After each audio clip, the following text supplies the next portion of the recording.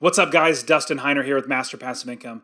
Now let's talk about hard money in your real estate investing. Hard money can be fantastic and is actually a fantastic way to grow your business. See, now, if you have plenty of money, it's really easy to buy properties. But if you don't and you need to use other people's money, OPM, I love that term, other people's money to buy properties, you might thinking that only going to a bank is the best way to go, or talking to your grandma and see if they can give you money. There are so many other ways, and one specifically that I personally think is a fantastic way is hard money. And I have an entire video on the 14 different ways that you can get financing, so check the description for that video. It's actually literally goes through everything that you need to do and all the different ways to get financing. Because like I said, 14 different ways to get financing to buy a house. There's so many options out there, and I want to give you all of them. But specifically, let's really hit home on hard money. Now, when I first heard of hard money, I thought of something scary, something very, very scary, like, the mobster, the gangster that actually has money. They slip you the money under the table, and if you don't pay him, some guy named Jimmy the Wolf will come and break your kneecaps until you pay them. It's not like that. In fact, it's so literally not like that. It's basically a private money lender who lends out their own money, or maybe a few people to combine together, but they give out or lend out their money, not like a bank or an institution like that, but it's private money is really what it comes down to, but it's more of a business. They really want their money transitioning over and over, making money from their money very, very quickly. Now, when you think of getting that money in and out very quickly of a property, hard money is a fantastic way to do that. For fix and flips, they are fantastic. But most people might be thinking, well, how would I do hard money for a single family home? And at the end of the video, I'm literally going to give you the tips that I give all of my coaching students, actually, I guess coaching you one-on-one, how you can make sure you're getting the best hard money for your rental properties, doing it right, preparing for the worst, and actually being successful, making sure that you're buying the right properties, you're using hard money the right way, because I definitely don't want you to get into hard money and get stuck, because you absolutely can get stuck. So what is hard money then? Hard money is borrowing money from a private investor who really tries to turn their money over and over again very, very fast. Now, they can be like that's their entire business, or it can be just somebody who is a private investor that wants to do it. Now, your loans will be anywhere from 6 months to a year.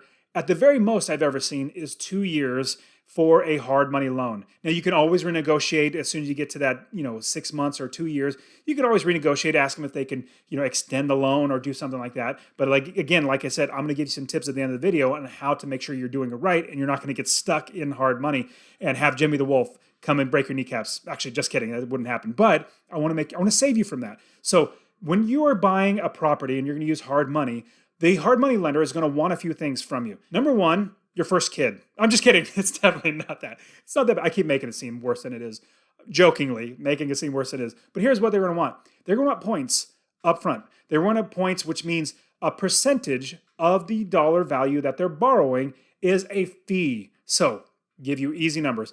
If they're going to be borrowing $100,000 from a hard money lender to buy a house, they're going to charge you 1 point. For example, they might charge you 2, 3, or 4 points, depending on your credit risk and all that sort of stuff, whatever their criteria is. But if they're charging you just 1 point, that's 1% of the $100,000. So 1% of $100,000 is $1,000. That's going to be the fee. That's not going to be interest or anything like that. That's the fee just to get the loan. Now, regular banks, actually, you pay those as well. You pay lender points or lender fees as well to get the loan, just to pay for the loan. So you're actually paying these when you get a mortgage. So it's not like it's a different fee or anything than what you would get in a normal mortgage. You're just going to most likely pay more. More than likely, it's going to be 2, 3, 4. I've even seen as high as 5 or 6 points on a hard money loan. But here's the thing. As long as we're accounting for this expense when we're buying our property, it's going to be just fine. And just think about it. If you have a property that's making you, let's say $800 in passive income, but you had to use hard money and you did it right, like I'm going to show you how to actually make sure you do it right so you don't get stuck in the hard money. If you do it right and you're able to get out of that property or get out of that hard money, get in that property, still making $800 a month, it doesn't matter how much you're paying because your tenants are paying. You're making sure the numbers are working up right, which I'll get into in just a second. Now, on top of the points, there are other things you're going to have to be paying. Another one is interest rate. The interest rate could be as low as prime rate, whatever the regular rates are, but that hardly ever happens. Usually it's going to be like 7, 8, 10%, up to like 14%, depending on the lender, the hard money lender, and your risk as somebody who's going to be borrowing and having your credit checked and all that sort of stuff. They're going to make sure that you're going to be somebody they want to lend to. So you might get a high interest rate. You might get somewhat very competitive. What I've seen on average is about 8% right now, or maybe about 5 points above, or 5 percentage points above what is currently in the market for a regular conventional loan. So just figure that. But here's the thing. When you call up the private money lender, the hard money lender, they're actually going to tell you what they want. They're going to literally, this is what we invest, this is what we do, this is what we want. On top of that, what you're also going to be looking for are the terms. The terms of the hard money loan. Now, that could be something where you are a 6-month loan and they want you to pay them off as soon as the 6 month, or it could be a 1 year or 2 years. You can even negotiate extensions in there if you need them. You want to make sure that you talk about the terms, because hard money lenders, the way they make their money are basically coming from the points. They make their money by lending the money and getting points, or getting that percentage of that loan in their pocket. The interest, it's not really that much, because it's not like a 30-year loan. Even though it's like 14% or 10% or something that's really high in interest, it doesn't really translate to a lot of money to them. Where they make their money is in the points. Now, they do, don't get me wrong, make a lot of money in interest, but they really love turning that money over. The more times that they can lend that money, let's say, give you an example, you borrow $100,000, you pay 5 points, that's $5,000. But then they say, I want my money back in 3 months, or I want my money back in 6 months. Then they can take that same $100,000. They just made $5,000 off of you. They can take that same money and lend it to somebody else and make that $5,000 again on borrowing that money. So in 1 year, they could turn that $100,000 over twice, 3 times, 4 times. Let's say they did it 4 times. They made $20,000 by turning it over. So the faster they turn it over, the more money they make. That's why they want short loans. Interest is higher, but like I said, if you don't have that property because you didn't use hard money, then you're out that property. Now, with that hard money, you're going to make sure that you're going to get out of the hard money as fast as possible, because you don't want to get stuck with absorbent fees, because more than likely they're going to have lawyers that have drafted up these mortgage documents, information and stuff like that. They're going to have a lien against the property, just like everything a normal mortgage would have. And what they want is get their money back out. What you want is make sure you refinance it as quick as possible. Get in and get out. Now, what you're going to be thinking about is, oh my goodness, I'm paying all this money to a hard money lender. But like I said, number one, if you don't have the deal because you don't have the money, then you don't have the deal. You're not making a passive income. On top of having the money to be able to buy the property, another great reason to have a hard money lender is because they look over your deal. They analyze the deal for you. So your hard money lenders analyze the deals for you to make sure that you're going to be making money, making sure that they're going to make their money, because if you're not making money, they're not going to make money. They don't want that. So if your deal is not looking good, they're going to tell you, hey, we don't like lending on these deals because we've done it in the past and this is what's happened. We've lost money. The borrower lost money. We had to take back the property. We don't like doing that. So if you're going to buy a property, make sure it has this, this, and this. So they absolutely are investors. They know what good deals look like, and they're going to help you to make sure you're buying the right deals and not buying the wrong deals. So that's what I also love about hard money lenders. They've done it so much before. It's like having an expert in your back pocket literally telling you, hey, this is a good deal. When you get a mortgage, your mortgage broker is not going to make sure that you're making passive income, that you're buying the right property, that you built the business first, that you have a property manager, you can rent it out. They're not going to check any of that stuff. Hard money lenders are basically like me, investors who've been doing it for a very, very long time. We still invest our own money, but at the same time, we have plenty of money that we can then lend to other people, have our money work for us. So your goal as an investor is to eventually become a hard money lender where you're lending out your money, making money on those points. Now, I absolutely think you can absolutely do this. Now, let me give you the steps to actually getting a hard money. Number one, finding the right hard money lender.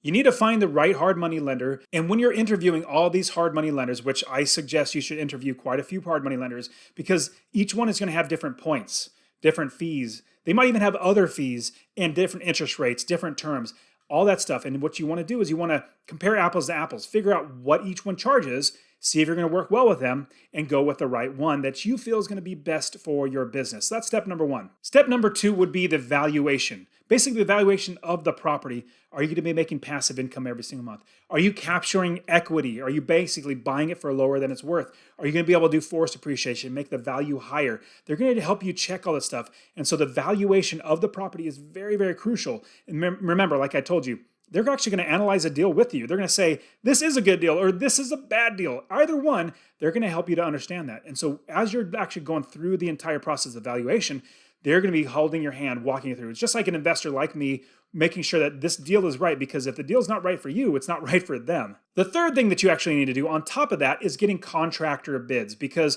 they're going to want to make sure that you could fix up the property to get rented. Or if you're going to flip it, they want to make sure that how much it's actually going to cost to make sure that it gets done. Make sure that you actually have the money that you're borrowing from them to actually get the project done. Last thing they want is a property. If they wanted to buy the property, they absolutely would. They don't want that. They want to lend their money. They want to make money from their money. So you're actually going to get bids. Now, I personally suggest, and I have a whole nother video, check in the description on how to actually utilize contractors, make sure they're doing the right job, all that sort of stuff. Check in the description below for that. Now, as you're actually going to contractors, the biggest thing to do is get multiple bids. Absolutely get multiple bids. If you're only getting one bid, you're really going to just lose a lot of money. Get multiple bids. Now, the fourth step that you need to do is actually get a project manager that's going to be overseeing the entire project, the construction, rehab, and all that sort of stuff. And they're going to be taking draws, or basically getting money from the hard money lender, taking draws to fix up the property, because that's a part of the whole process, is fixing up the property. So they're going to be taking draws, and if it costs $1,000 to do this, they're going to take a draw of $1,000 and then fix that certain thing. So they're going to be taking draws. So you want the project manager to actually be overseeing everything inside the construction, the rehab, everything about the property to get ready to rent. The last thing is to refinance and pull your money back out. Let's say you're going to sell it or keep it. If you're going to flip the property, then you just sell it and you pay the hard money lender back, which is, if you see all these fix and flip shows, TV shows on HGTV and all that, that's basically what they do. They get hard money lenders and they get in the property, they pay fees and pay points and all that sort of stuff, and then they refinance it if they need to, but more than likely they just sell the property. Sell the property, pay off the hard money lender, get into another property and make a profit in that. Now, if you're doing long-term, what you must do is refinance the property to get that cash out. Do a cash out refinance, pay off the hard money lender, so then you can free up that whole entire hard money. You're out of the hard money, you're now in a long-term fixed, like 30-year loan with the bank.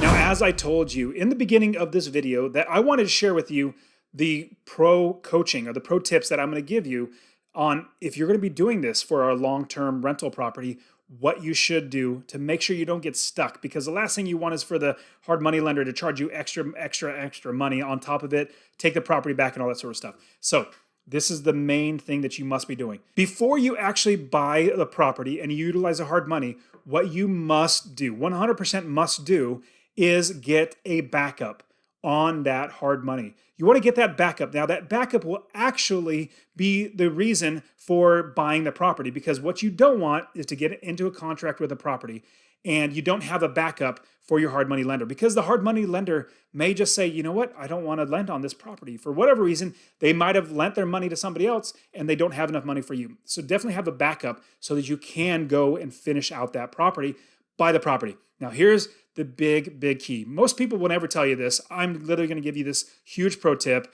Just think of it as one-on-one coaching. I'm definitely going to do it for free for you. What you want to do, once you have that backup, you go through the process. Before you even sign on the dotted line with a hard money lender, before you're actually going to buy the property, what you're going to do is you're going to get 2 ways to get out of the hard money. Think about this. Before you even sign your name, before you even have that money in your pocket, you already have ways to get out. Now, the ways would be refinancing or selling or something like that. You already have these set in stone. See, I like to be proactive as opposed to reactive.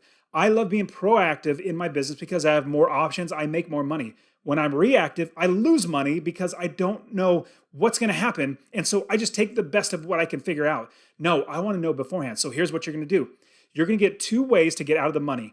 Out of the hard money. What you're going to find is a bank. Go to all these different banks. Go to any mortgage broker and say, hey, I'm buying a property with hard money, and what I need to do is a cash out refinance. The biggest tip I can give you on top of everything I'm giving you now is to be completely transparent, completely honest with the mortgage broker and say, I'm literally buying hard money, whatever they need to know, like who it is, what are the points. If they need to know all that stuff, literally tell them everything, because what you don't want is to have that hard money and then hoping and believing that you're going to be able to refinance it out, but all of a sudden they can't because there's something that you didn't disclose, or not necessarily disclose, but like tell them.